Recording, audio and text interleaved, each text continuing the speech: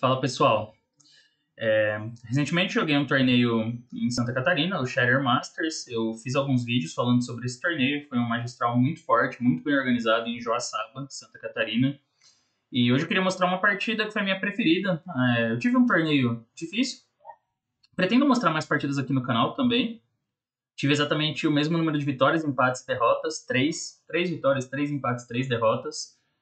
Tive alguns altos e baixos, mas várias partidas interessantes, mesmo as que eu perdi foram bem instrutivas. Então, eu espero gravar mais partidas sobre o Shatter Masters aqui. Tô gravando esse vídeo hoje, porque a Fabiola me lembrou que o canal tá sem vídeos. Então, eu já tinha ficado de gravar semana passada também para ela. Então, se você gosta que o canal não fique sem vídeos, deixe o seu curtir e deixe o seu agradecimento à Fabiola também nos comentários, porque é sempre ela que me cobra quando a gente tá sem vídeos aqui. Na verdade, eu já queria fazer uns vídeos dessas partidas, mas eu tava enrolando um pouquinho, então foi um bom incentivo. Bom, vamos lá, eu quero mostrar essa partida que eu joguei na sétima rodada contra o grande mestre Neuris Delgado, do Paraguai. O Neuris é um jogador super conhecido aqui no Brasil, né? Todo mundo que acompanha torneios vê que ele joga sempre os torneios abertos. Eu, assim, desde quando eu era MF até MI, agora GM, já devo ter jogado umas 20 partidas com o Neuris na vida. É um cara que tá aí há muito tempo jogando no Brasil, tá sempre presente, né, nos torneios. E tenho várias batalhas contra ele. Então eu enfrentei ele na sétima rodada com as peças brancas. Essa é uma partida longa, mas eu espero que o vídeo não fique super longo, porque tentar mostrar ela de uma forma mais resumida, né, para explicar melhor os momentos mais importantes. Então, tava de brancas, joguei meu bom e velho peão dama. O Neuris jogou cavalo F6, C4 e E6. Ele é um jogador de Nizoindi, então sempre faz essa ordem. E agora eu joguei G3 aqui, no lance 3. Na minha última partida de brancas contra o Neuris, eu fiz cavalo C3, tentando entrar na Nizoíndia, mas ele jogou D5. E no mesmo torneio, e aí virou uma ortodoxa, né? No mesmo torneio contra o Diego, de Bernardino, na terceira rodada, eu joguei cavalo F3. Mas nessa partida eu decidi jogar G3. Geralmente, quando as brancas fazem essa ordem, a ideia é ir para uma catalã, né? Jogar bispo G2 e cavalo F3 depois. A abertura catalã é uma abertura super interessante e muito sólida. Então aqui o Neuris jogou bispo D4 cheque, é uma das possibilidades. Tem outras linhas também, o preto pode jogar D5 mesmo e ir para catalã, pode jogar C5, que leva para uma Benoni, e pode jogar o bispo B4, que foi o lance que ele fez. Então aqui eu joguei cavalo D2, não é o mais jogado, não é o principal, tá? Bispo D2 é o que geralmente leva para as linhas da catalã mais tradicional mesmo. Aqui o preto não troca, ele volta o bispo para E7. E aí, quando o bispo G2, D5 e cavalo F3, isso transpõe para uma variante muito popular da catalã. É uma ordem bem popular. Não vou entrar muito em detalhes aqui teóricos, mas eu vou só explicar o seguinte: por que as pretas não trocam em D2? Porque, por incrível que pareça, isso vai parecer chocante para muita gente, né? Mas o bispo está pior em D2 do que ele estaria em C1. Impressionante, né? Porque se ele tivesse em C1, esse bispo pode parecer bizarro, porque, por outro lado, a gente pensa assim, pô, mas as pretas deram um cheque e voltaram e ajudaram as brancas a desenvolver uma peça. Mas, na realidade, o bispo em C1 ele estaria mais flexível, porque ele deixaria a casa D2 liberada para o cavalo e ele poderia, às vezes, ser desenvolvido por B2.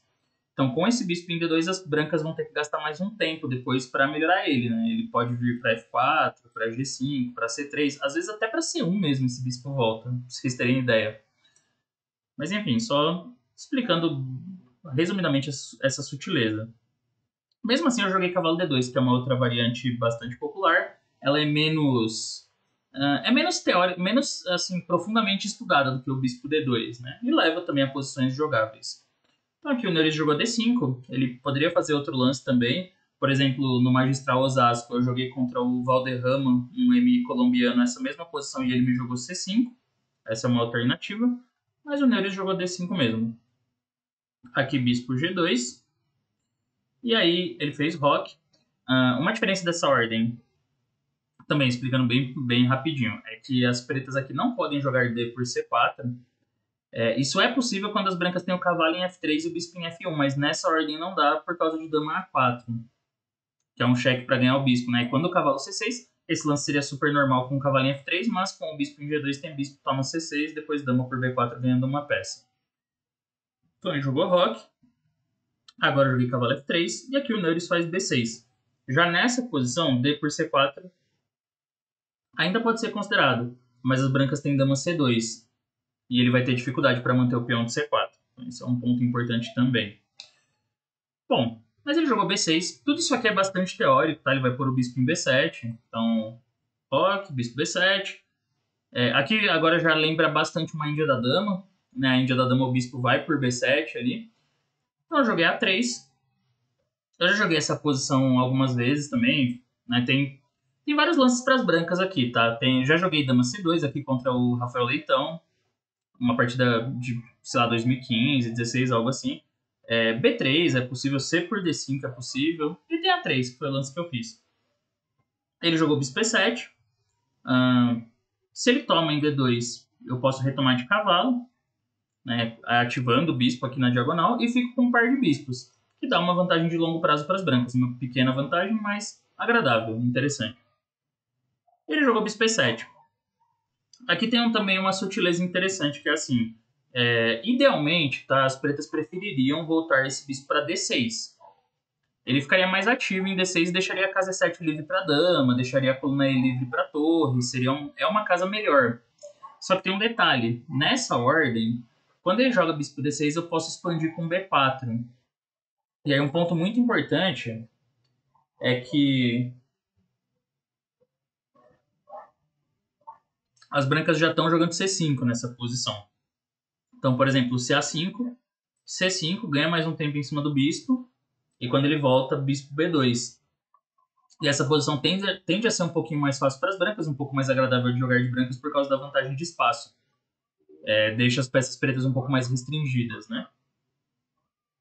Então, por isso que ele joga bispo E7. Só que agora eu aproveito a chance para trocar em D5.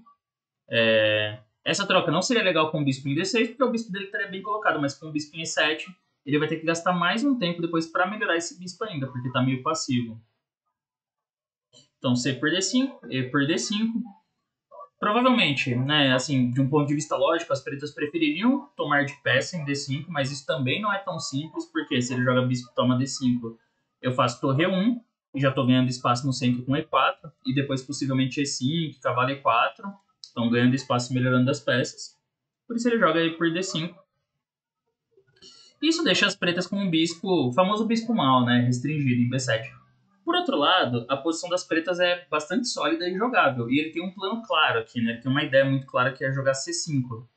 Eu já vou falar isso desde agora, que o plano das pretas é jogar com C5 para tentar criar uma tensão no centro e ganhar mais espaço, porque a gente vai ver que isso tem uma importância, uma grande importância nos meus próximos lances na partida, tá? Vocês vão entender. Então eu joguei B4 agora, qual que é o ponto principal do B4, né? É dificultar o avanço C5 das pretas, porque ele pode jogar C5 cavalo C6, por exemplo, e colocar uma tensão forte ali, uma pressão bem forte em D4. Então B4 é para dificultar esse C5, e ao mesmo tempo eu me preparo para desenvolver o bispo por B2, reforçando o controle do centro. Então, por exemplo, agora, o C5 ele já parece um pouco perigoso para as pretas. Por quê? O primeiro ponto é que se eu tomar tudo em C5, BC, BC, DC5, bispo toma, eu deixo as pretas com um peão isolado. Que não é que ele tá pior por causa do peão isolado, tá? Ele pode estar um pouquinho pior aqui no máximo, mas ele tem seus pontos positivos também, o peão isolado das pretas. Mas, a longo prazo, é um problema na estrutura. Tende a trazer alguns problemas, algumas decisões difíceis para as pretas, aqui esse tipo de estrutura com o peão isolado.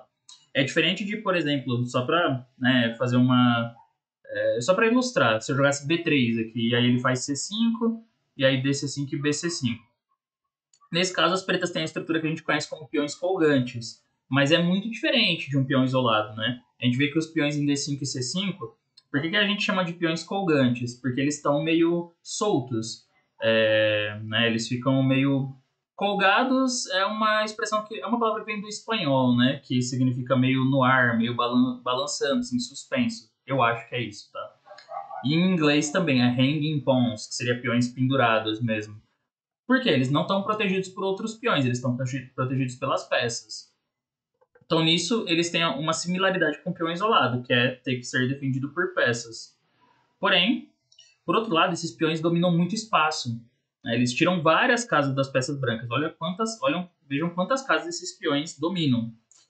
E eles podem avançar no momento apropriado, melhorando, dinamizando a posição das pretas. Por exemplo, o peão de C às vezes avança criando um peão passado, e o peão de D às vezes avança ativando o bispo e criando casas melhores para as peças, como a casa C3, por exemplo. Então esse é o primeiro ponto, assim, B4, ele tenta... Um dos objetivos é dificultar o avanço C5 das pretas, não deixar que esse peão avance tão facilmente.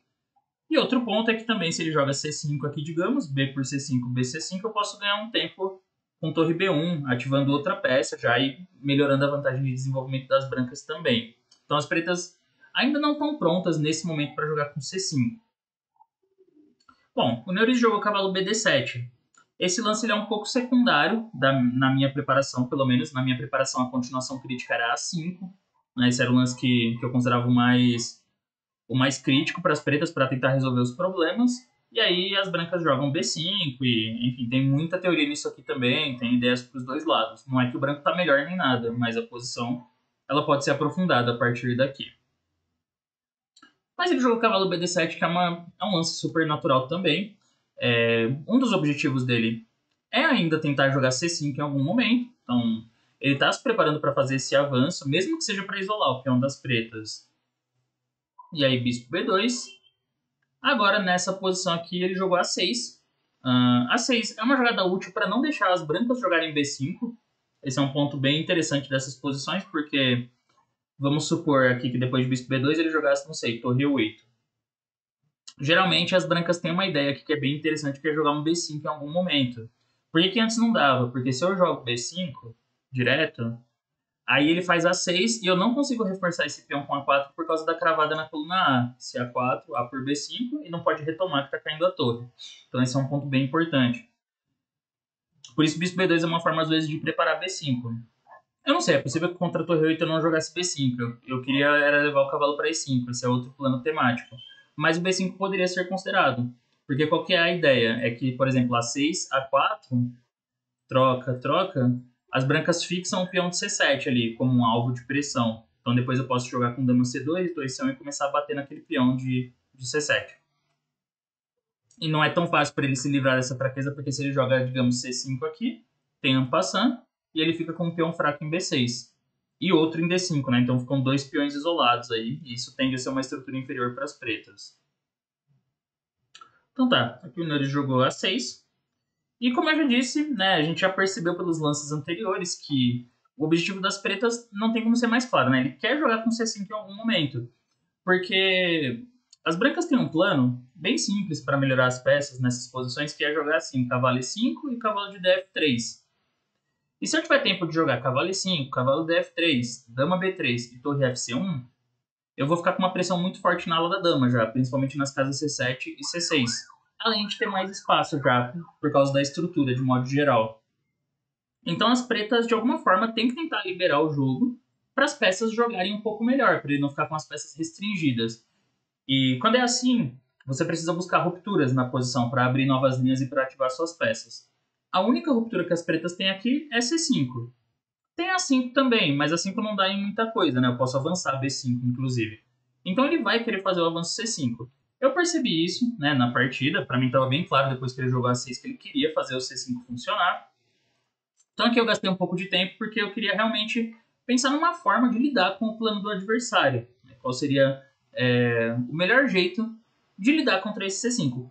Evitar é uma palavra muito forte. Não dá para evitar o C5. Ele tem muitas peças já mirando naquela casa. Então, por exemplo, se eu pensasse, não, vou jogar dama B3 aqui. Dama B3, eu evito C5 imediatamente, porque B toma C5 e se B C5, dama B7. Só que depois que ele joga torre B8, que é um lance bom, muito bom, agora realmente não tenho o que fazer contra C5 no próximo. E, inclusive, eu posso ter problemas com a dama na cara da torre, inclusive, né? Pode ter esse tipo de dificuldade aqui. E outra possibilidade seria jogar um lance natural de desenvolvimento como torre C1. Mas eu pensei, bom, torre C1 ele vai realmente jogar C5. E depois de BC5, BC5 e DC5 cavalo por C5, não é tão claro o que as brancas conseguiram aqui. Eu posso tentar um bispo toma F6, né? Eu acho que na verdade isso é bom, se bispo toma torre C5. Então muito provavelmente ele tem que retomar de bispo. Mas pra ser bem sincero, essas posições eu não achava elas... Na verdade, aqui tem um problema. Torção é interessante. Lembrei agora dessa análise. Que eu já dei uma analisadinha nessa partida, né? Aqui é interessante porque C5 tem dois problemas táticos. BC5, BC5, DC5. Se cavalo por C5, bispo toma F6. Ele não pode retomar de bispo que tá caindo o cavalo. Tem que tomar de G. E aí, depois de algo como cavalo D4, as brancas já estão praticamente ganhas. É muito feio isso aqui já. Casa F5, o rei das pretas totalmente debilitado. E se ele toma de bispo, aí tem um outro detalhe. Bispo toma F6 também. Se tomar de cavalo, cai o bispo. Então toma de dama, só que sobra aqui bispo H3. E ficam duas peças caindo. As pretas vão acabar perdendo material nessa posição. Então esse era interessante, então, pensando por esse lado, né? Por esse detalhe tático. Talvez daí ele tivesse que jogar um torre C8 para reforçar a ideia de C5, mas aqui dama B3 de repente chega melhor, né? Ainda não tem C5. Mas enfim, muitas vezes a gente tem uma situação como essa, onde a ruptura do adversário parece impossível de ser evitada, que é o caso do C5. Então, quando é assim, você tem que tentar encontrar formas de explorar o plano do adversário a seu favor. Assim, já que eu não via um jeito claro de impedir o C5, como que eu posso preparar a minha posição para tirar vantagem, mesmo se ele jogar C5, e de forma que eu continue melhorando a minha posição? Então, pensando nisso, eu joguei cavalo E5, que é um lance temático, é parte do plano das brancas nessa abertura também. Afinal, eu preciso melhorar o cavalo de D2, né? Eu preciso trazer ele para F3, e assim eu reforço também a posição do cavalinho E5, que é uma posição ativa. Eu pensei bastante tempo até para fazer esse lance, porque eu estava tentando entender as consequências, né, que vão surgir caso as pretas façam C5. E para mim, e assim, eu concluí que se ele fizesse C5 eu teria uma posição boa. Mas para minha surpresa aqui, ele pensou um pouco, alguns minutos, e jogou C5 assim mesmo. E aí a gente tem uma posição bem crítica, né? Porque o meu cavalo E5, eu pretendia com isso dificultar o avanço das pretas, mas ele jogou mesmo assim. Então vamos ver o que acontece. Eu joguei cavalo por D7, e aí as pretas têm que retomar de cavalo. Porque se ele toma de dama, eu posso jogar D por C5, B por C5, B por C5, e ele tem uma certa dificuldade para recuperar o peão em C5. Né? Eu já estou jogando cavalo B3 no próximo. Só que fora isso, ele não pode jogar direto, o bispo toma C5 por causa de bispo F6. E aí G por F6 poderia seguir algo assim, cavalo B3, bispo B6 e cavalo D4. E a posição das brancas é muito boa, já é uma vantagem considerável, porque eu vou jogar E3 aqui, vou reforçar o cavalo, e ele tem muitos problemas estruturais, né? Basicamente, todos os peões das pretas são isolados. Tem D5, tem dobrado ali na ala do rei, tem o peão de A6 também que é fraco. E o mais importante o rei preto é muito fraco, por causa da estrutura quebrada na ala do rei. Então, além de ter uma vantagem de estrutura, também teria uma vantagem de ter o rei mais seguro, que já é muita coisa. Então, por isso ele jogou cavalo por D7.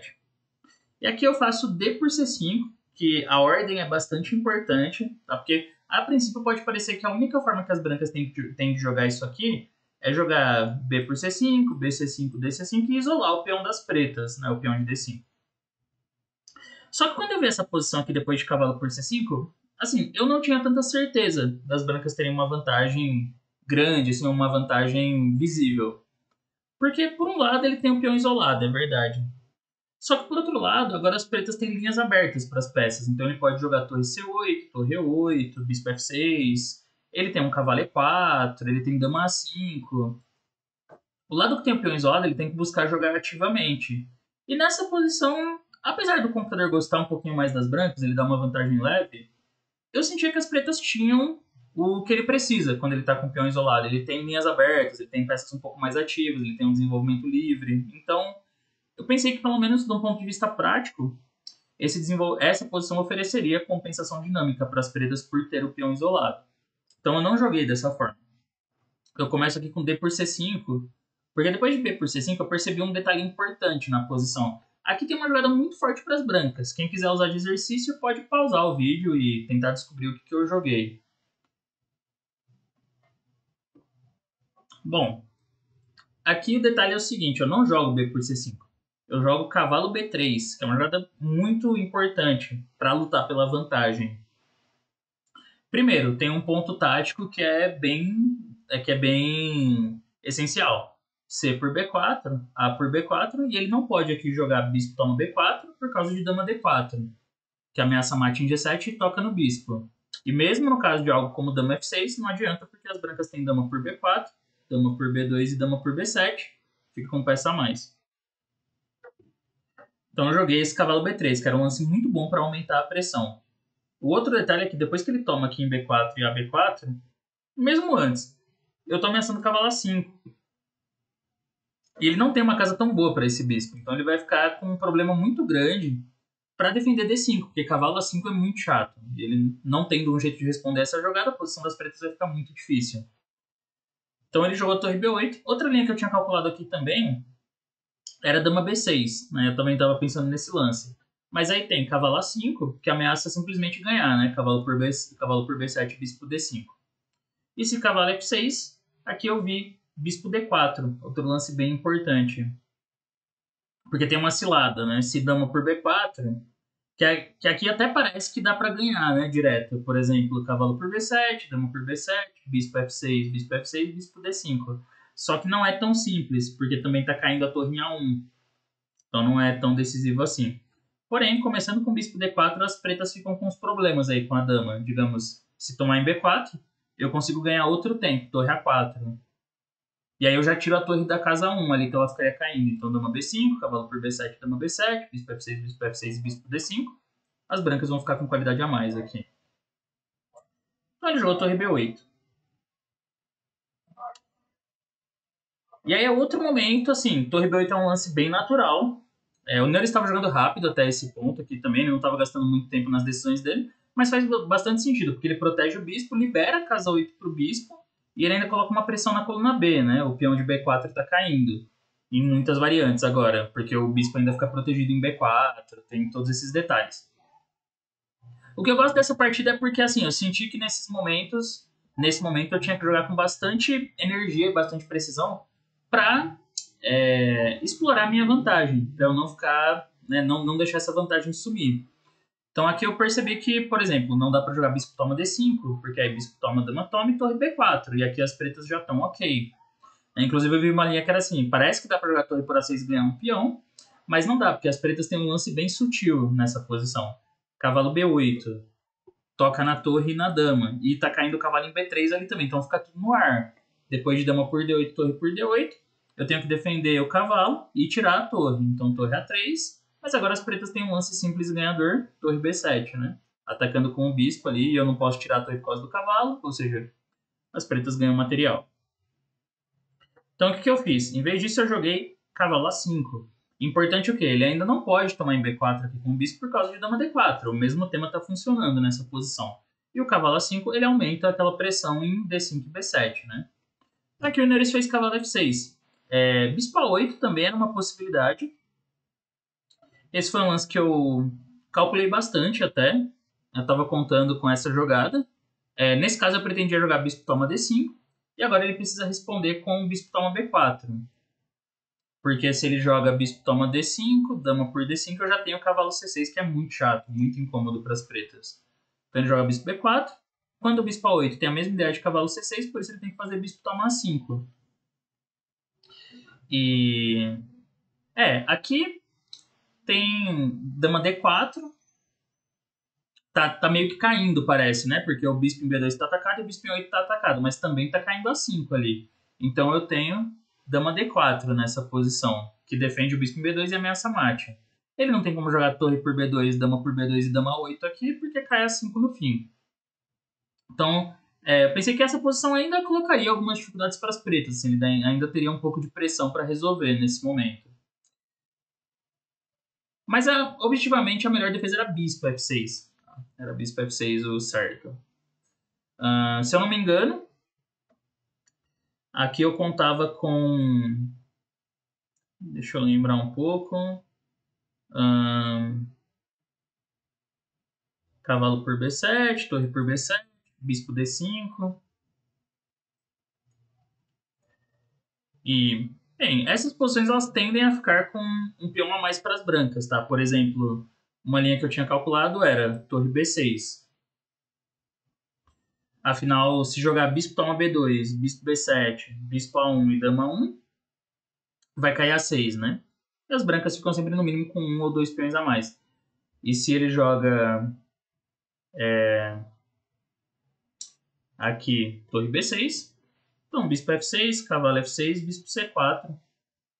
No mínimo, né, vai cair o peão de A6. Eu vi esse tipo de posição simplificada, sabia que isso aqui oferecia chances de empate para ele, mas era uma posição que eu tenho peão a mais e tenho bispo contra o cavalo, então eu ia tentar muito, né, por muito tempo. Só que ele jogou cavalo F6. Também parece uma resposta bem natural, ele defende o peão de D5 com a dama e com o cavalo, e ele tá, assim, a todo momento querendo secar a posição, a verdade é essa, né? Ele quer trocar o peão de A6 pelo de B4, por exemplo, cavalo por B7, torre B7, torre A6 e torre B4, ou bispo B4, algo assim. Mas tem um problema, cavalo F6 ele permite agora uma continuação muito forte para as brancas, que vai piorar a posição das pretas, né? Então eu percebi que tinha esse detalhe que eu poderia explorar aqui, bispo E5. Porque ele não pode mexer a torre. Se ele mexer a torre, cai o bispo em B7. Então ele joga bispo D6. Só que agora, cavalo por B7, torre por B7. Então aqui sim eu tomo em B7 porque eu obriguei ele a pôr o bispo em D6. A gente vai ver que isso tem bastante importância. Cavalo por B7, torre B7. Esse foi outro momento que eu tive algumas dúvidas. Mas eu joguei bispo toma F6 no fim. Que isso garante o ganho de um peão para as brancas. Eu também fiquei muito na dúvida sobre o bispo toma D5. Essa também pareceu uma ideia bem promissora. Porque o primeiro ponto é, se ele jogar bispo toma E5 para atacar a torre e o bispo, eu tenho bispo toma B7, bispo A1, dama por D8, torre por D8, torre A1. E nessa posição as pretas já têm um peão a menos, mas ele ainda vai perder A6. E ele não pode jogar, por exemplo, torre B8, porque eu faço torre por A6 e ele não pode tomar o bispo por causa da primeira fila. Então eu vou ficar com 2 peões a mais, vou jogar no próximo torre A8 e ganho fácil, com o peão de B passado. Mas eu calculei torre B6 também, que tem um problema, né, nessa posição. Agora ele defendeu A6 e ele ainda está atacando B4. Então aí a única forma das brancas continuarem jogando por vantagem aqui é bispo D4, para tentar ganhar outro tempo em cima da torre. Mas ele pode jogar cavalo por D5, bispo toma B6, cavalo por B6, torre por A6. E aí eu continuei a análise ainda com dama C7, dama D4, torre B8, mas eu achei que essa posição era ok para as pretas. O branco tem 2 peões a mais, é verdade, mas ele tem 2 peças pela torre. E eu achei que isso seria suficiente para ele conseguir se estabilizar. O computador também gosta um pouquinho mais das brancas aqui, dá uma vantagem leve. Mas eu acho que na prática as pretas têm boas chances de defender e de coordenar com as peças. Então foi por isso que eu joguei bispo toma F6 mesmo, dama por F6, torre por A6, torre por B4. E agora eu posso tomar o peão de D5. Esse é um momento bem interessante da partida, não parece, né, que tem muita diferença. Mas tem sim uma diferença bem grande aqui, qual peça vai tomar em D5. Então é até um momento legal para quem quiser também pausar e pensar como você tomaria, né? Se tomaria de dama ou de bispo. Bom, parece que dá no mesmo, mas não é. Na verdade, é muito melhor tomar de bispo em D5. Se vocês compararem com a engine, com o computador, vocês vão ver isso. Porque assim, o ponto principal, a gente tem uma posição de torre de bispo de cores opostas, mas com dama e torre no tabuleiro, com peças pesadas. E aí tem um ponto muito importante que nessas posições é essencial lutar pela iniciativa. O lado que tem a iniciativa ele costuma ter uma vantagem. Por quê? Porque, por exemplo, vejam que as peças brancas estão todas em casas brancas. Isso quer dizer que, basicamente, o bispo de D6 é uma peça inútil nessa posição. O preto não tem como usar esse bispo para dificultar as ideias das brancas, por exemplo, ou para proteger as casas brancas. É por isso que a iniciativa é tão importante nesse tipo de posição, né? Porque os dois lados podem jogar por ataques, e se você consegue desenvolver um ataque muito forte, o adversário vai ter uma peça a menos para defender na prática. É exatamente isso que acontece. Por outro lado, tomando de dano, eu não coloco nenhuma pressão no campo das pretas, e ele já joga a torre D8 e começa a criar umas ameaças em cima da dama também, de ataque descoberto. Então, com o bispo em D5, além de já ativar mais uma peça, ao mesmo tempo, as brancas criam uma ameaça concreta. Eu já estou ameaçando aqui bispo toma F7 check e ganhar mais um peão, né? Recuperando o bispo em D6. E o pior de tudo para ele é a pressão em F7, porque as brancas podem trabalhar para aumentar essa pressão, com torre A7 em algum momento, por exemplo. E ele não consegue lidar tão facilmente com isso. Aqui ele jogou torre D4, dama B3, E aí eu fiz o dama B3, aumentando a pressão em F7. E assim, aqui eu tava esperando o dama E5. Né? Eu esperava esse lance. Eu ia responder bispo C4. Não preciso ter medo agora de tirar o bispo da longa diagonal, porque ele não vai atacar pelas casas brancas, então não tem problema. O mais importante é sempre lutar pela iniciativa, ou seja, manter a pressão em F7. Essa é a prioridade das brancas. Essa posição eu sentia que eu estava melhor, digamos, uma vantagem clara, mas eu não sabia quão difícil seria de trabalhar essa vantagem. Agora, quem quiser pode fazer o teste e colocar no computador para ver a avaliação. Vocês vão se surpreender de descobrir que aqui o computador dá uma vantagem bem grande para as brancas. E à medida que ele vai aprofundando, ele até fala que o branco está ganho já, assim, que é uma vantagem decisiva. Então Mas na verdade eu acho até que o lance que ele dá aqui é E4, não é nem bispo C4. Acho que bispo C4 ele dá uma vantagem grande. E4 ele fala que tá ganho já. Mas eu teria um pouco de medo de fazer E4 porque você facilita um pouco o contra-jogo ali em F2. Né? Mas a máquina não tem medo de nada. Então, justamente por isso, além das brancas terem um peão a mais, que é uma boa vantagem material, eu também tenho aqui uma pressão forte nas casas brancas e no ponto F7. Então tá muito mais fácil de criar um ataque de brancas na ala do rei do que de pretas. Por isso que as brancas têm uma vantagem clara aqui. Porém, o Neures não jogou dama E5 nessa posição, que era o que eu estava esperando. Ele faz torre B4, que é um erro, e a gente pode dizer que talvez é o erro decisivo da partida, né? Provavelmente. Então esse é um bom momento também para usar um exercício. A princípio eu não tinha visto aqui como que eu ia responder o torre B4, mas nessa hora eu percebi um ponto muito importante da posição. Então, quem quiser pode tentar encontrar aí, jogam as brancas.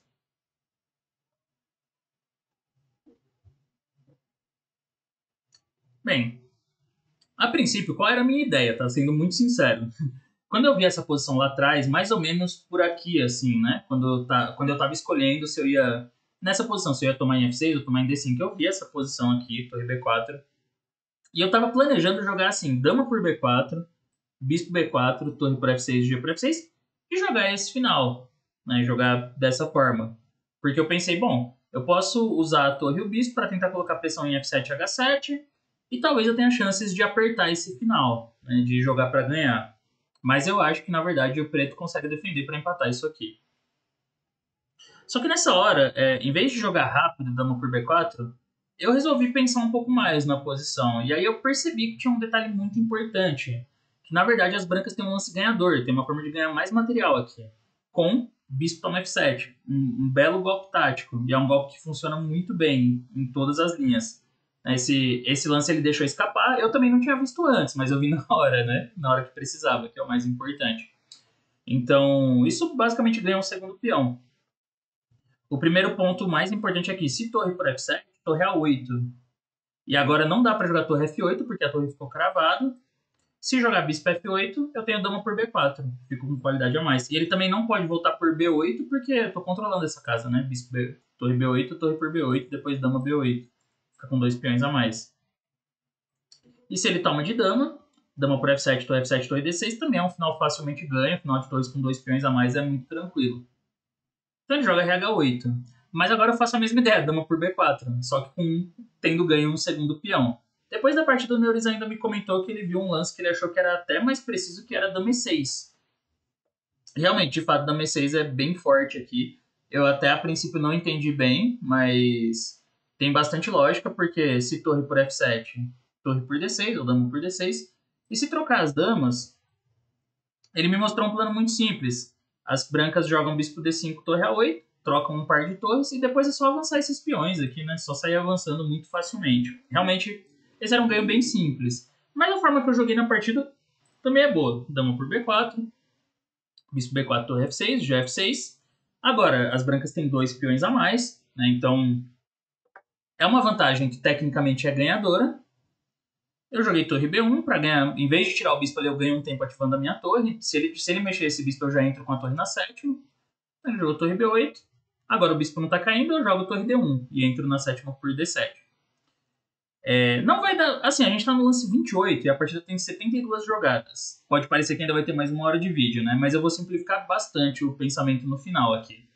Então eu vou dizer o seguinte, como que é a tarefa técnica no final como esses? Eu sabia o tempo inteiro que a minha posição é tecnicamente ganha. São 2 peões a mais, eu tenho peças ativas. Apesar de ser bispo de cores opostas, tem torres ainda, então eu só tenho que tomar cuidado para não trocar as torres. Mas eu sabia que com 2 peões a mais, esse final tinha que ser ganho para as brancas. Como que a gente trabalha esse tipo de posição, né, numa partida? Qual que é a tarefa técnica do jogador? Primeira coisa é assim, você precisa... Acho que a primeira mais importante é, você não precisa ter pressa, tá? É claro que você tem que tomar cuidado para não ficar apurado, para não ficar sem tempo, para não ficar sem tempo de pensar. Mas você não precisa ter uma pressa, uma afobação de ganhar logo o final, porque o final tá ganho. E assim, a menos que você pendure um peão, a menos que você leve um recurso muito inesperado que estraga a sua posição, ele vai continuar ganho por muito tempo, e o adversário também sabe disso. Então você tem que trabalhar com calma a sua posição. Não precisa se afobar, não precisa se desesperar. Não importa se o computador fala que ganha mais rápido, não tem problema. O importante é você garantir o ponto na partida, sem dar o mínimo de chances possível para o adversário. Agora, outra coisa muito importante é você estar sempre atento com coisas que podem dificultar ou tirar a sua vitória no final. Então, por exemplo, aqui eu sei que se eu trocar torres, eu não tenho como garantir que o final é ganho de bispo de cores opostas, porque a gente sabe que o final de bispo de cores opostas, mesmo com 2 peões a mais, pode empatar. Então não vou trocar torres. Simples assim, né? Só vou trocar torres se eu tiver certeza que o final é ganho. Eu falei não vou trocar torres, mas a gente vai ver que isso acontece depois. Mas enfim, o ponto é esse. Eu só vou trocar alguma coisa se eu souber que o final tá ganho para mim. Não vou simplificar de graça para ele, né? Não vou trocar de qualquer jeito as torres numa posição que pode montar uma fortaleza, por exemplo. Então, esses são os meus 2 conselhos. Primeiro, não tenha pressa, principalmente se você sabe que o final é tecnicamente ganho, não se afobe. Porque às vezes, na afobação, na pressa de definir logo a partida, a gente acaba estragando o que já estava construído há 50 lances atrás. Então, muito cuidado com isso. E o segundo é, tente entender no final o que você não pode fazer, assim, né? O que ajudaria o adversário. E tome cuidado sempre com isso para não deixar, né, trocar uma peça na hora errada e deixar passar a chance, desperdiçar a vitória. Então, isso tudo dito, como eu disse, a partida é longa, mas eu sempre tive certeza que o final era ganho. Só que você tem que ir trabalhando o final. Então foi rei G7, torre D7, F8, bispo C4, né? Ativei a torre, mas ele faz bispo E7 aqui, bispo D3 e H6. As pretas montam uma defesa colocando as peças nas casas pretas, assim, os peões, por exemplo, ficam a salvo do bispo e ele consegue usar as peças dele melhor para tentar montar uma fortaleza nas casas pretas. Como eu disse, você não precisa ter pressa, então eu fui só melhorando as minhas peças. Rei G2, torre D8, não vou trocar as torres como eu disse, torre A7, torre D5, torre A8 cheque, torre D8, torre A4, tentando criar um desconforto ali no ponto H6, para ver se ele vai acabar perdendo esse peão, né? Ele jogou torre D5.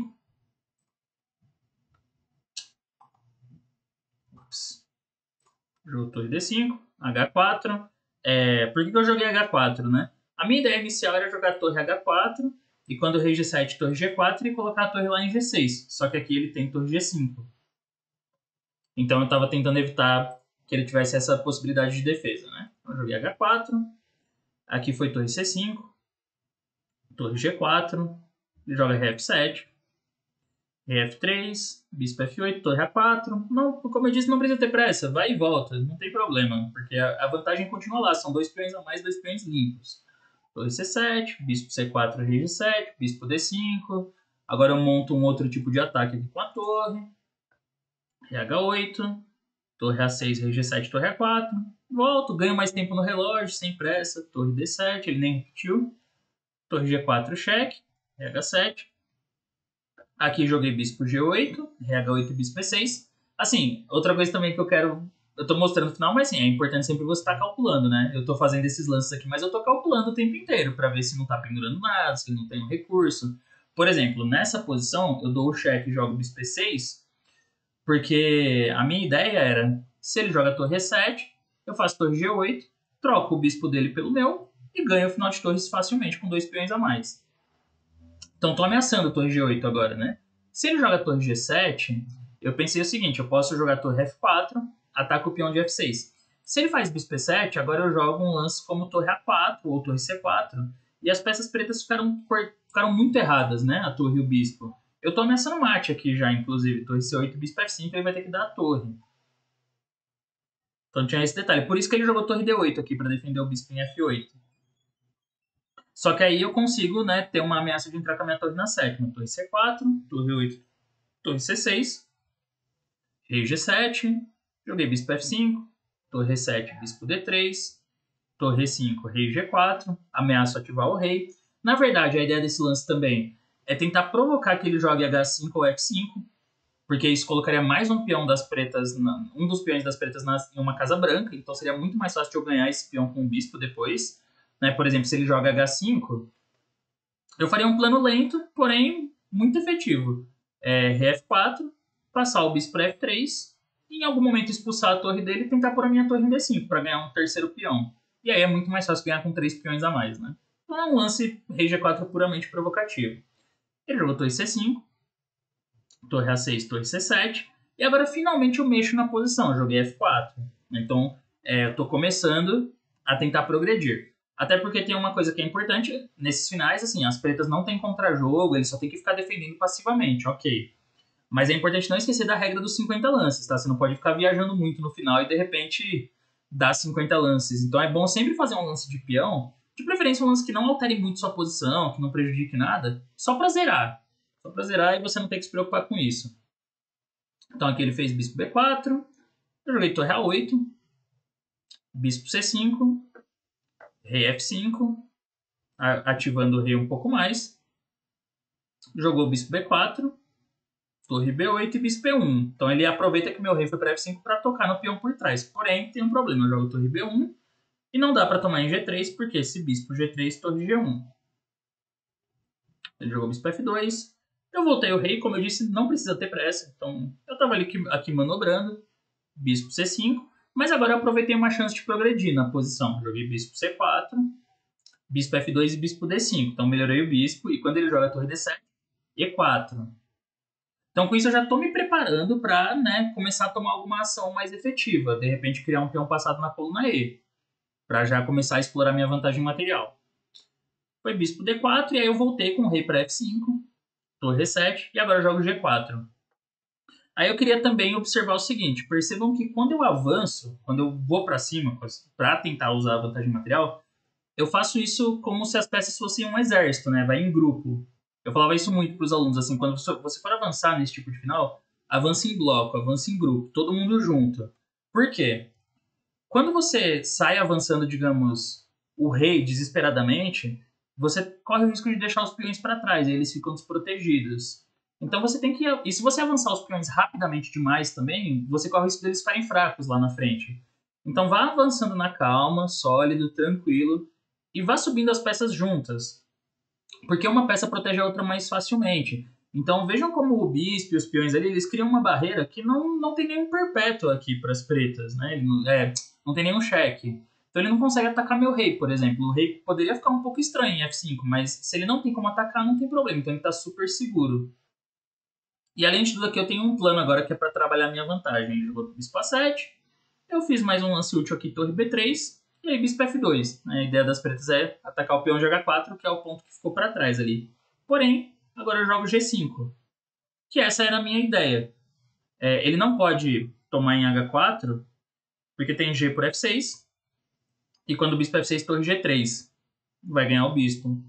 E se bispo G5, toma, porque eu ainda tenho o peão de E4, né, que é o que ganha a partida. Então ele joga HG5, HG5, FG5, rei por G5. Consegui trocar 2 peões, mas ainda tenho os meus 2 a mais aqui, E e F passados e ligados, né? Então aqui eu já percebi que o final ia progredir muito rapidamente, porque agora é só começar a avançar os peões. Ele jogou F8 para poder ter um cheque de torre ali. Eu fiz F5, que ameaça basicamente F6 e torre B8 mate. Então as pretas fizeram torre G7, F4 e aqui ele joga bispo H4. As pretas estão tentando montar um tipo de bloqueio aqui, né? Por exemplo, se eu jogo E5... Bom, E5 é um lance possível, na verdade, tá? Nem é ruim. É um lance bem possível, inclusive.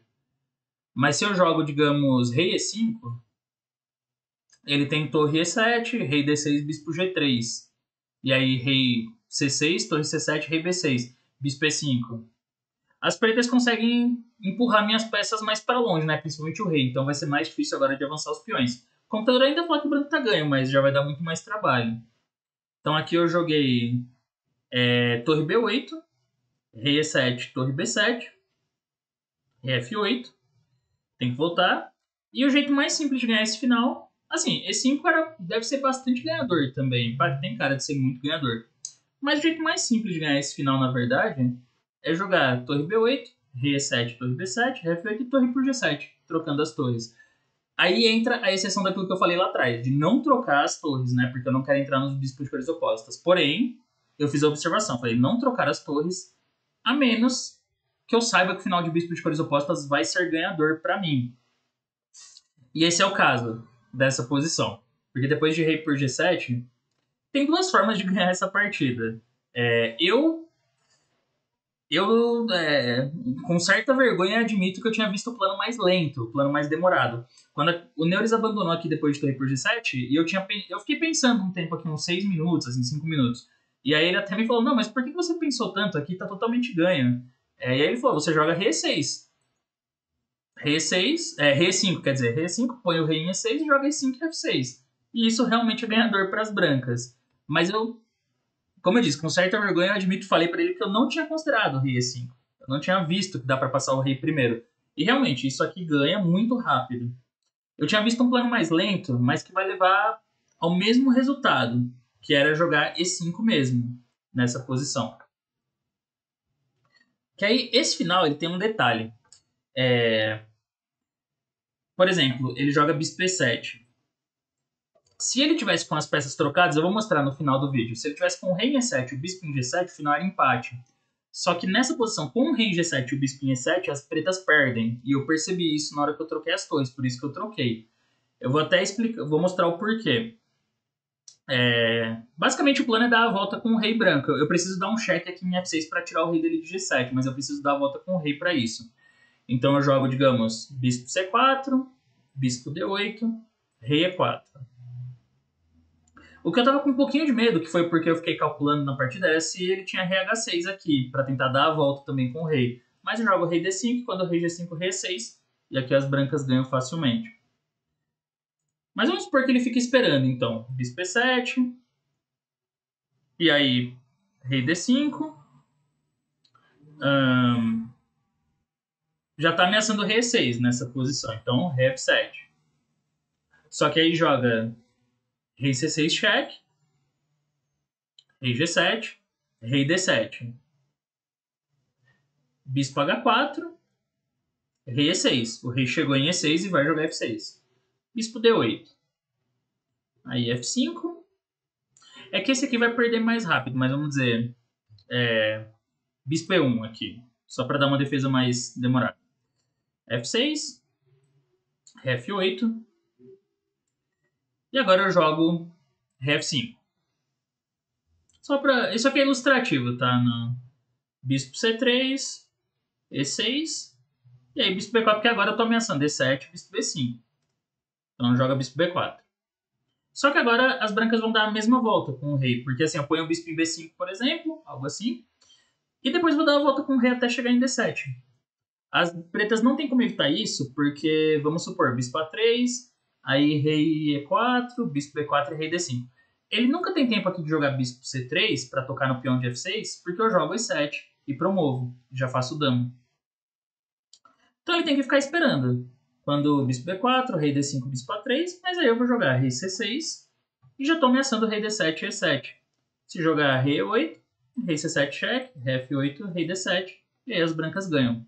Basicamente isso. Então, essa é a diferença. Agora, claro, a volta que eu dei aqui, ela é meio desnecessária. Essa volta toda para chegar ali e conseguir jogar o F6. Porque, basicamente, dá para jogar rei E5, foi o que o Norris disse, põe o rei em E6, E5 e F6. E já pulou uns 10 lances aí no caminho vencedor, né? Agora, por que que esse final teria que estar com o rei e o bispo trocado? A gente já viu que assim perde, mas eu vou mostrar para finalizar aqui, para vocês já pegarem também um final interessante aí, teórico de bispo de cores opostas. Então eu vou mudar aqui a posição e vamos colocar desse jeito, trocando o rei e o bispo. Aqui as brancas não tem como ganhar. Porque o que a gente viu na análise, né, o que vocês podem perceber, é que assim, com o bispo em E7, eu tenho muita liberdade com o rei. Eu posso fazer aquele plano de bispo C4, levar o rei lá para E6. E as pretas não têm como criar nenhum tipo de contrajogo, Porque sempre que ele ataca, ele nem consegue atacar o peão de E5, porque o rei passa colado pelo peão de E5, né? Ele nem tem como atacar. Agora aqui tem uma diferença. Ele também está controlando a casa F6 com o bispo, né? Também está controlando aqui com o rei, então eu não posso avançar o peão, porque se avança, o bispo toma F6 e empata. Eu teria que dar a volta com o rei. E para seguir o mesmo esquema da posição anterior, o rei teria que chegar em G6. Só que aqui não é possível porque o bispo está atacando o peão de E7. Então não tenho como andar com o rei, né? E aqui as pretas ficam fazendo o quê? Bispo H8 e bispo G7. Ele fica passando a vez. Só isso. Então bispo C4, bispo H8, rei E4, bispo G7, rei D5. Não tem problema, o rei está em E7. Bispo H8. E eu nunca consigo, porque se eu tentar dar a volta ali, cai o peão G5. E empata. Então esse é um final teórico importante de conhecer. Com o rei em E7 e o bispo em G7 é empate. Mas na partida ficou o contrário. O bispo em G7 e o rei em E7, por isso as brancas... Não, ficou o contrário. E eu falei de novo a mesma coisa. O rei em G7 e o bispo em E7. Por isso que as brancas ganham. Então é isso, pessoal. Não queria que esse vídeo ficasse meio longo, mas ele acabou ficando. Mas quem me conhece já sabe que é assim mesmo, né? Falo muito. Foi a minha partida que eu gostei mais no Shatter Masters. Acho que eu trabalhei bem, desde a vantagem que eu peguei na abertura e depois a fase técnica. Foi tudo... Acho que eu joguei razoavelmente bem. Mas é isso. Espero mostrar mais partidas ainda. Vamos ver se eu gravo nos próximos dias. As partidas que eu perdi eu também achei legais e quero mostrar algumas delas para vocês, pra gente aprender com as derrotas também, né? Mas é isso. Valeu por assistir. Se você curtiu, gostou do vídeo, deixa aí o like e deixa o comentário também o que você achou da partida. E é isso. Até a próxima. A gente se vê aí nos próximos vídeos. Valeu.